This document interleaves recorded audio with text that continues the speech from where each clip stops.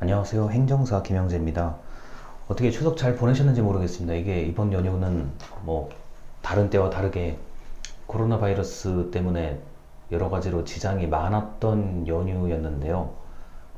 그래도 저희가 사는 동네를 기준으로 보면은 추석 당일 오전을 제외하고는 또 많은 사람들이 나와서 길거리로 나와서 잘 노는 모습을 볼 수 있었습니다. 예상보다는 그래도 확산되는 추세가 좀 줄어드는 감이 있는데요. 그렇다고 안심할 수는 없는 상황이라서 제가 여러분들하고 실제 강의실에서 언제 만나게 될지는 전혀 모르겠습니다. 그리고 이제 학교 측에서도 뭐 대면 수업을 합시다라고 얘기했다가 갑자기 상황이 안 좋아지면 또 대면 수업 하지 말라 이렇게 얘기할 수도 있는 거고요. 그 어떤 지시가 오락가락하기 시작하면 모두가 다 혼란스럽기 때문에 굉장히 신중한 입장에서 대면 수업을 할지 말지를 아마 결정을 할 겁니다. 자, 오늘부터는 이제 고려에 대한 얘기인데요. 고려 초기에 대한 얘기인데요. 그 이제 학술 논문 읽기. 지난주까지 아마 제가 학위 논문, 석박사 학위 논문을 어떤 식으로 구성해야 되는지까지 얘기를 드린 게 이 추석 전까지였는데요. 이제 학술 논문 읽기에 대한 말씀을 좀 드리려고 해요. 학술 논문은 지난번에 이제 교과서까지 읽는 방법을 말씀을 드렸는데, 첫 번째 학술 논문을 읽는 방법, 요령이라고 할 수 있죠. 그 첫 번째 검색어를 잘 활용을 해야 되는데요. 이 검색어를 제대로 활용을 못하면 내가 원하는 논문이 있는데도 불구하고 전혀 검색이 안 되거나 완전히 다른 내용이 검색되는 경우들이 있습니다. 자, 일단 학술 논문이라고 하면은 석사, 박사 학위 논문, 학위 논문이 아니라 약 A4 용지 20장에서 30장 가량의 연구 논문을 학술 논문이라고 이야기를 합니다. 그래서 우리 대한민국에서는 학술 논문을 관리하는 나름대로의 어떤 단체, 임의단체, 사단법인, 재단법인 이런 단체에서 각각의 설립 목적, 학술지의 목적에 맞게 학술지의 발행을 다 관리하고 있고, 그러한 학술단체를 총괄하는 곳은 국책연구기관 한국연구재단이라는 곳에서 관리를 합니다. 그래서 한국연구재단에서 관리하는 그 일종의 우리나라에서 발행되는 모든 학술지는 3년에 한 번 그 학술지 평가를 받게 되어 있고요. 학술지 평가는 학술지의 질적 관리를 위해서 정부에서 예전부터 도입했던 제도입니다. 그래서 그런 평가를 거쳐서 등재학술지라고 하면은 가장 우리 교수님들께서 공인 받을 수 있는 곳이고요. 등재후보학술지라고 하면은 등재학술지 이전 단계에 그래도 어느 정도 학술 논문이 인정받을 수 있다라는 것을 이제 보여주는 그런 등급이고요. 그리고 그 다음이 일반 학술지라고 합니다. 일반 학술지는 이제 등재 후보지로 올라가거나 또는 등재 학술지로 올라가는 가장 기초적인 그 어떤 학술지라고 할 수 있겠습니다. 근데 이제 여러분들 입장에서는 등재 학술지, 등재 후보지, 등재 학술 후보지, 그리고 일반 학술지의 개념을 그렇게 구분을 안 하셔도 되고요. 일단 논문을 지금 읽는 상태가 중요하기 때문에 읽는 것에 초점을 두고 말씀을 드리겠습니다. 검색어를 잘 활용을 해야 되는데요. 그 검색어는 이제 단어를 보통 쓰잖아요. 예를 들어서 김영재 이런 식으로, 또는 행정사 이런 식으로 검색어를 활용을 하는데, 예를 들어서 여러분들이 김영재라는 단어를 가지고 논문을 검색하면 아마 동명이인이 엄청나게 많을 거예요. 자, 그런데도 불구하고 저자를 제대로만 알고 있으면 그 영문 저자도 마찬가지입니다. 일문 저자도 마찬가지고요. 검색어를 정확하게 활용하고 있으면, 검색어를 정확하게 쓸 수만 있으면 굉장히 좋은 결과를 얻을 수가 있어요. 어떤 면에서요? 유명한 저자 한 명 알고 있으면 그 사람이 쓴 논문을 아주 손쉽게 한꺼번에 찾을 수가 있죠. 자, 그 다음에 이제 두 번째, 국문 요약을 먼저 읽는 겁니다. 이제 검색을 해서 어떤 이름으로 검색하든지 아니면 논문의 제목으로 검색하든지 검색을 하면은, 여러분 논문을 출력 또는 다운로드를 받으셨을 텐데요. 자, 그렇게 했을 경우에 제목과 국문 요약을 먼저 주의 깊게 읽어보시는 게 좋습니다.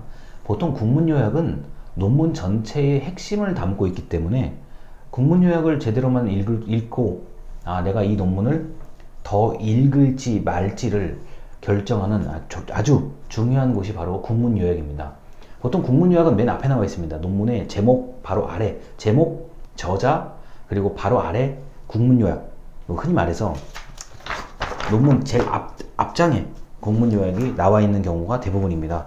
그래서 국문 요약을 읽으신 다음에 좀 주의 깊게 읽으신 다음에 이 논문을 내가 더 볼지 말지에 대해서 고민을 하시는 게 좋습니다. 자, 그 국문 요약은 이제 맨 뒤에 보통 영문 요약, 영문 초록이라고도 얘기를 하죠. 이거하고 이제 대칭을 이루는 관계입니다. 자, 오래된 논문도 상관이 없어요. 이 논문은 오래된 논문일수록 어쩌면 다른 사람들이 인용을 더 많이 하는 것이기 때문에 더 가치가 빛나게 됩니다. 그러니까 예를 들어서 저 같은 사람들이야 어차피 연구해봤자 지금 10년째 정도니까 별로 그렇게 그런 게 없는데 20년 전, 30년 전에 사람들이 썼던 논문 한 편이 수많은 사람들에게 이제 후대의 사람들에게 인용되는 경우들이 많아요.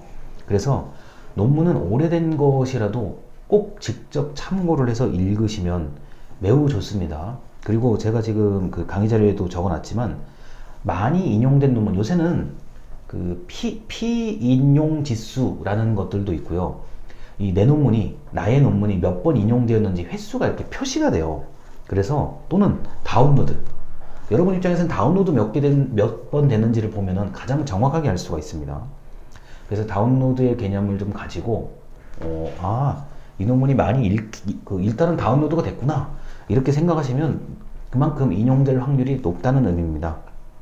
그래서 저는 여러분들이 만약에 학술 논문을 검색해서 찾는다고 하면은 오래된 논문부터 보시기를 권장해 드립니다. 그리고 논문을 보실 때 다 읽지 마시고 국문 요약을 보시고 내가 생각한 게 좀 있는 것 같다 그러면은 그 다음부터 읽으시면 되고요. 내가 생각한 게 없다 그러면은 안 읽으셔도 됩니다. 그래서 저 같은 경우는 이렇게 생각을 해요. 이 논문을 이렇게 검색을 하셔가지고 국문 요약은 보통 미리 보기가 돼요. 출력 또는 다운로드 안 해도 국문 요약은 미리 보기가 되거든요. 그래서 국문 요약을 딱 보고 이걸 다운받을지 아닐지를 결정하시는 게 제일 좋아요. 그러니까 예를 들어서 논문 100개 다운로드 받았는데 또 읽으려고 하면 또 짜증나잖아요. 국문 요약은 우리가 모니터로 이렇게 바로 보이게끔 되어 있어요. 어느 논문 검색 사이트를 가시더라도 바로 볼 수 있게 되어 있거든요. 그래서 국문 요약을 보시고 다운을 받을지 말지를 결정하시는 게 좋습니다. 자, 국문 요약을 읽었는데 이게 좀 된다. 이 논문은 참고해야 되겠다. 이제 한 장 넘기면은 이제 서론, 연구의 배경과 문제의식이 있어요. 그러니까 그 논문을 쓰신 분이 왜 내가 이 논문을 써야 되는지 그 쓰게 된 배경 같은 게 언급이 돼 있어요. 그걸 이제 우리가 문제의식이라고 얘기를 하는데 그 문제의식은 논문의 연구 목적과 직결되는 것이고요. 그러니까 문제의식이 분명하면 보통 논문이 굉장히 좋은 논문이 돼요. 그러니까 예를 들어서 제가 김영재라는 사람이 행정사에 대한 어떤 주제를 쓰고 싶은데 나는 다른 논문들을 검토해 봤더니 다른 논문에서 밝히지 못한 이게 있다. 그래서 난 이거에 대해서 쓰고 싶다. 이것도 이제 문제의식이거든요. 또는 내가 뭐에 대해서 여러 가지 연구를 해보니까 후속 연구, 이 연구 앞에 했었던 연구를 이어가는 차원에서 내가 한번 해보겠다. 이런 것들이 전부 다 문제의식이라고 볼 수 있습니다. 그 연구의 배경 그리고 문제의식은 목적과 직결됩니다. 근데 문제의식이 별로 없는 경우도 있어요. 이제 문제의식이 없고 그냥 예를 들어서 직업, 여러분들이 아마 직업을 가지고 계신 분들은 내가 원래 직업이 이거니까 한번 내가 이 주제를 한번 해보겠다 이런 경우들도 많거든요. 그러니까 그런 경우는 그 문제의식이라기보다는 그 사람이 원래 그 사람의 배경을 알면 참 좋아요. 예를 들어서 내가 정치를 하는 사람이다. 내가 지방의회 의원이다. 내가 예를 들어서 내가 어떤 회사를 다니고 있다. 내가 어떤 연구기관을 다니고 있다. 이렇게 되면은 그 사람이 아무래도 노는 물에서 연구 주제를 찾는 게 편하잖아요. 자, 그런 경우는 문제의식이 이 글로 잘 드러나지 않는 경우들이 있어요. 그럴 때는 이제 이제 그러니까 논문은 논문대로 읽으시고요. 이 저자가 도대체 뭐 하는 사람인가 한번 검색해 보세요. 그럼 인물 검색 같은 게 나타나는 분들이 있을 거예요.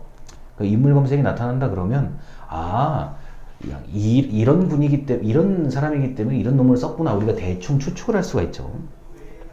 자, 그리고 계속 논문을 지금 읽는 거라고 상상을 하셔야 됩니다. 앞에서부터 쭉 읽어요. 그러면은 뭐 나머지 부분은 비슷해요. 뭐 저 이렇게 이론적 배경이 보통 있고 분석 모형이나 분석 틀 어떤 분석의 방법이 나오고요.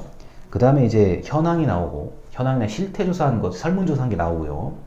그 다음에 이제 보통 이제 제4장 정도에 연구자가 발견한 것, 새롭게 발견한 내용이 나옵니다. 연구자 고유의 새로운 내용 발견 등이 나오는데 이런 것들이 보통 이제 끝부분, 결론 바로 직전쯤에 자세히 나오는 경우들이 있어요.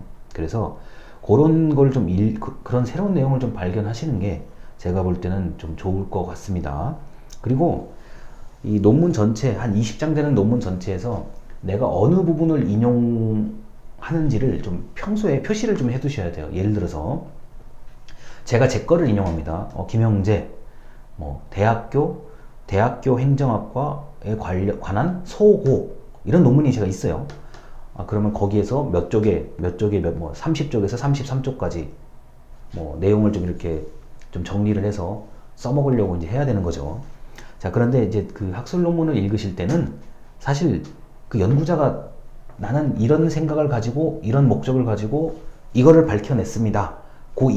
이거를 밝혀냈습니다. 그거를 좀 이제 여러분들이 잘 기록을 해두시고 메모를 해두시고 정리해두시면 굉장히 학술 논문을 잘 읽은 거라고 볼 수 있습니다. 원래 강의실에서 이거를 좀 제가 논문을 다 펼쳐놓고 여러분들에게 좀 얘기를 하면 좋은데 어쩔 수 없이 궁여지책으로 일단 먼저 말로만 설명을 좀 드립니다. 일단 영상 여기까지입니다. 감사합니다.